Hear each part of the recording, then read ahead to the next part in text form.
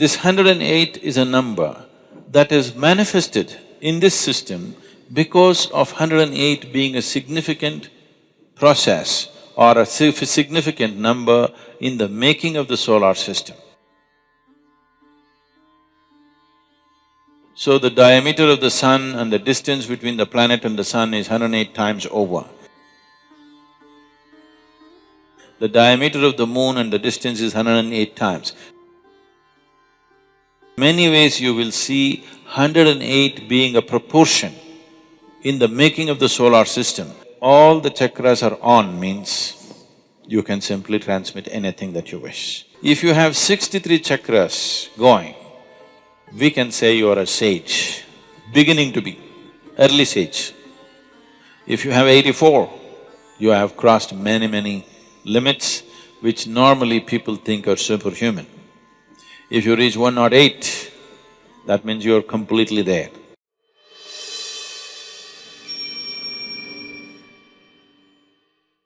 Like a cordless microphone, you know. See, without being wired, you're able to transmit. You're quite capable. It's happening, isn't it? So how? See, of the 114 chakras that are there in the body, a chakra literally means a wheel. But what we are referring to is the junction points of the nadis or the energy pathways in the body. These pathways always meet in the form of a triangle. A wheel means a circle. Definitely triangular wheels are more jazzy, isn't it? Would it look better? They always meet in the form of triangles, but we call them a chakra because when we see in somebody, we see it more as a circle because it's radiating a certain dimension of energy. Because it's radiating, all radiation always happens in circular form. You may throw a triangular stone into a lake, still the ripples are circular, isn't it? Just like that, this may be a triangle, but when we see it, it is circular. And another thing is, it suggests movement from one dimension to another. We say it's a chakra because it takes you across. So there are 114 chakras in the system, major chakras, there are more. Major chakras which can be worked upon are 114. Out of this 114, 2 are outside the physical body, 112 are within the body. Out of this 112, 4, there is nothing much to do about them. That is, if you work the other things, these things will happen by themselves. They don't need any system to be worked upon. So 108 are the things that can be actually worked upon. So there are 114 systems of meditativeness. Adiyogi taught 112 different ways to realize. So, when he sat down with the 7 sages, the Saptarishis, he was expounding as to how the human mechanism functions. And there are 114 out of these 112. So he spoke about 112 ways of attaining one's ultimate nature. Parvati, his wife, who was a witness to this teaching, she's already attained, but now she's a witness. She's just hanging around in the program. So, she was looking at it and she said, why not more? Why only 112? There should be more ways. Shiva was completely focused on what he was doing. When she said this, he just dismissed her. He said, there are no other ways, there are only 112. She felt stung that in front of these 7 people, he dismissed her like that. So, she said, there must be more ways, maybe you don't know. He said, there are only 112. This impertinence. He said, leave. So she said, I will find more ways. And she went. She withdrew into the mountains and did very severe austerities. And after many years of work, she came. Shiva was still expounding various dimensions of yoga. She came, being his wife, she could, after such a long absence, she could come and sit next to him. But she came and sat down one step below to indicate that she has failed. So that's a language between the two of them. She doesn't want the 7 people to know that she failed, but she wants him to know that she has failed. So she came and sat one step below. So this story continues into various other aspects as to how she involved herself, and she's being used as somebody who brings doubt. He is going with such absolute power, these 7 people are overawed. So she is brought in as an uncommitted observer who comes up with doubts here and there. Because somewhere, tomorrow when it is taught, not everybody may be as committed and as focused and as receptive as the 7 people were, naturally they will come up with these doubts. So she came up with these doubts, which normally people would come up with. So these 108 are the things that you can work with. The remaining 4 just flower for you, this bonus. If you work well with 108, the other 4 will happen. It's a rewarding place. The other 2 will anyway happen. If these 112 have happened, the other 2 will anyway blossom by themselves. They are not within the physical structure of the body. So these 108, this 108 is a number that is manifested in this system because of 108 being a significant process or a significant number in the making of the solar system.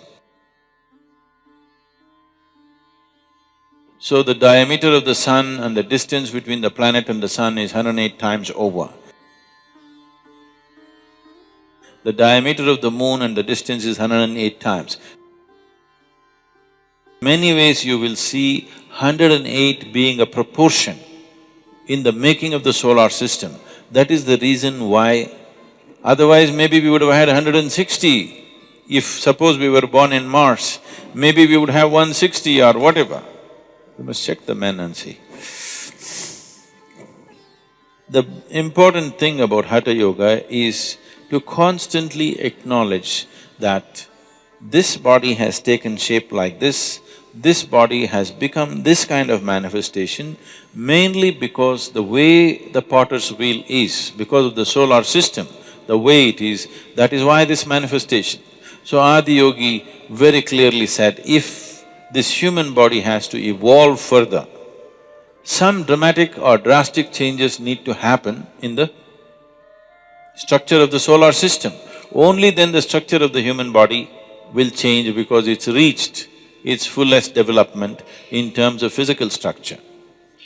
Now, one can transmit effortlessly if all of this has opened up. If all the 112 are on, transmission is effortless. You want something to happen there, you don't have to go there, you can sit here and make it happen. To live a normal life, to live a full-fledged physical life, you need only 21 chakras.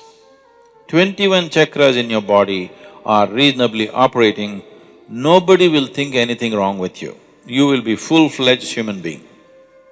What are the remaining things about? The remaining things, if they open up, it opens up various levels of perception. It opens up dimensions of perception that suddenly people will start saying is magical or mystical, simply because different dimension of perception is opened up. So, only 21 are needed to live a full-fledged life. The remaining are only about higher dimensions of perception, that you are no more human.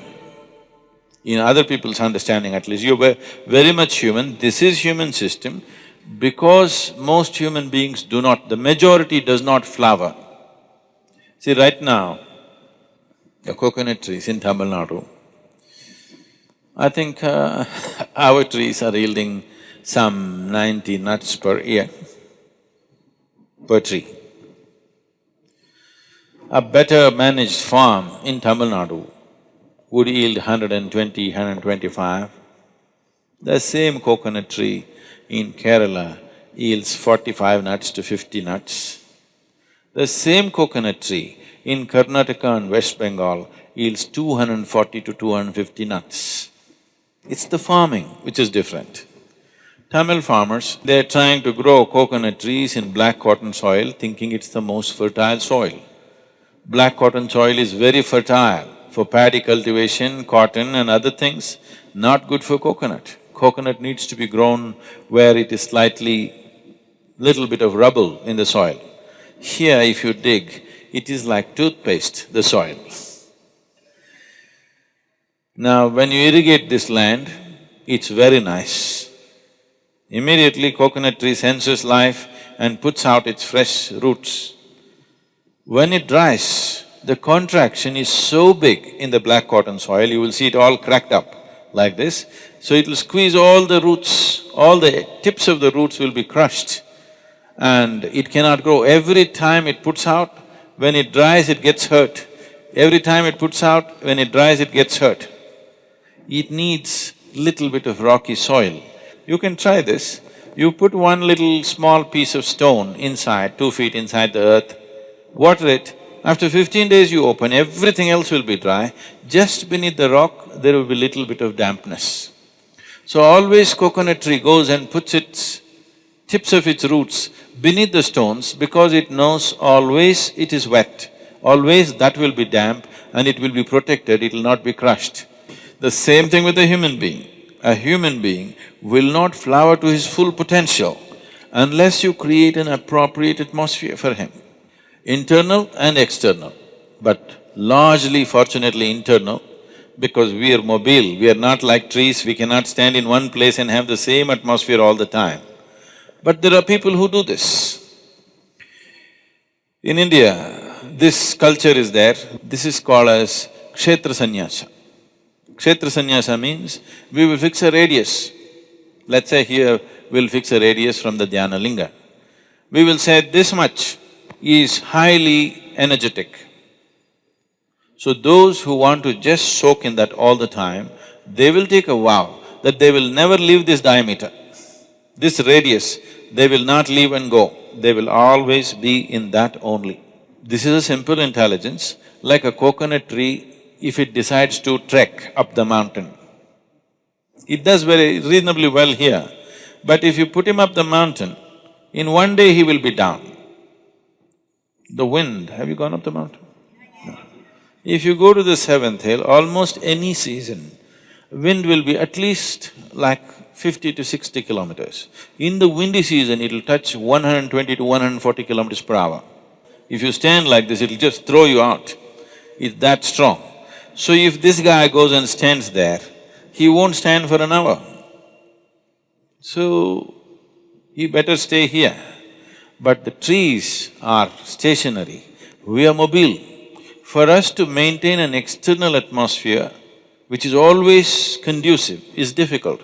So some people take this step which is called a Kshetra Sannyasa, they will not move out of that space. They fix a radius and just within that. So, because you want to soak in that external atmosphere, but the internal atmosphere is the most important thing for a human being as to how he keeps his interiority. That he builds this is called a kavacha, that you build a cocoon around yourself, a protective cocoon. Wherever you go, you are in the same atmosphere as far as you are concerned. It's like you get into an airplane, it goes up 35,000 feet, definitely your body wouldn't last there. But now you're in a cocoon, a pressurized chamber. Because of that, you manage. The same thing with the submarine, you wouldn't manage that pressure in the sea, but because you protected, you manage. So like this, you create a cocoon of energy around yourself. Wherever you go, you are not a part of it, you are in your own cubicle that you're walking with. You carry your own cubicle, you don't get into anybody's space, you carry your own little space wherever you go. Otherwise, you restrict yourself. But the important thing is that all the chakras are on means you can simply transmit anything that you wish. The problem is always of receptivity. In the past I've been saying this, I have initiated more people into meditativeness, those that I have never met and seen, than people that I sit with and conduct programs with. We've conducted programs at the most for a few million people, but we've initiated many, many more people. They're meditative, but many fools do not know they can meditate. When they sit, not for meditation, they don't even know that they must meditate. If they sit somewhere, their experience of everything is way better than others, but many of them still don't have the brain to understand that they are naturally becoming meditative without any effort. Some have, and they sit down, others don't sit down, but their experience of life is way better because they're meditative in nature, because they've been initiated directly. So we can transmit this to anybody. Receptivity is the problem. To generate receptivity, there is a lot of work to do. So, you can sit here and let's say you run a radio station, you can transmit in the air very easily. But if nobody has a radio, what is the use? Let's say you started transmitting from a radio station before Marconi came, and nobody has a radio, but you're transmitting and transmitting. What does it matter? Nothing happens, isn't it? So, that is always there. There is some impact of the transmission on people, even if there is no receptivity, but it does not translate into other dimensions because there is no receptivity. It is easier to transmit to rocks than to human beings. I'm not trying to praise rocks and insult you, but it's easier to transmit to rocks because certain type of rocks have the necessary physical integrity, but they don't have a brain. They don't think themselves out of things. See, the problem with human being is largely he has thought himself out of many natural capabilities that he already had. Aren't people thinking themselves out of their joy? Haven't they? How they were when they were children, haven't they thinking themselves out of their joy and love and natural things that they had? So, human beings are thinking themselves out. Because of that, whatever you give them, they can think themselves out. Today you teach them something, well, you have seen many of you, they come to Bhava Spandana and we blow them out. It's really a hit. Oof, everybody is hit and fantastic and dripping with ecstasy, but after 6 months, they will think themselves out of it. So, not everybody knows how to use their thought in a constructive manner. Largely they're thinking themselves out of their well-being. They were quite well when they were children, they thought themselves out. So thought is not working always for human benefit. Most people do not know how to use it for their well-being. Largely people are using it to work against themselves. If you activate the energy system to its fullest possibility, transmission is natural. You don't even have to go all the way. If you activate 63, you can transmit quite powerfully. That is the symbolism of the Tamil culture is based on 63 Nayanmars. They call them 63 sages who came, who transformed Tamil culture in a big way. They brought spirituality to everybody's life. This is… one thing is those 63 people, maybe there were more people, but for the sake of symbolism, they left those people and mentioned only 63. Any temple you go, you will see small images of 63 images. Because if you have 63 chakras going, we can say you are a sage, beginning to be, early sage. If you have 84, you have crossed many limits which normally people think are superhuman. If you reach 108, that means you are completely there. 114 or fully on means you and him will be same, no difference. If you become receptive, I don't have to come here and explain things to you, somebody need not teach you how to bend, what to do, nothing. You will know everything about human mechanism, everything, from its origin to its ultimate.